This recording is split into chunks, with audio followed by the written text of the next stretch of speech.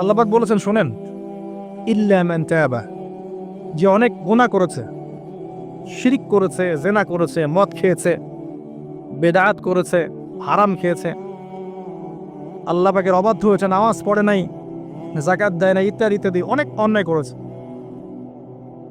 একদিন তওবা করে ফিরে এসেছে। আল্লাহ পাক বলছেন ইল্লা মান তাবা, যে ব্যক্তি তওবা করে ফিরে আসলো, ওয়া আমানা, এবং ঈমান নিয়ে আসলো, ওয়া আমিলা আমালান সালিহান, এবং এখন থেকে সতামল করা শুরু করলো, হোক সে নারী বা পুরুষ, যে কেউ, যে কোনো বয়সের, যে কোনো বর্ণের, যে কোনো ভাষার, যে কোনো দেশের, এগুলো কিচ্ছু যায় আসে না আল্লাহ পাকের। ইন্নাল্লাহা লা ইয়ানজুরু ইলা আজসামিকুম ওয়ালা ইলা সুওয়ারিকুম ওয়ালাকিন ইয়ানজুরু ইলা কুলুবিকুম ওয়া আমালিকুম।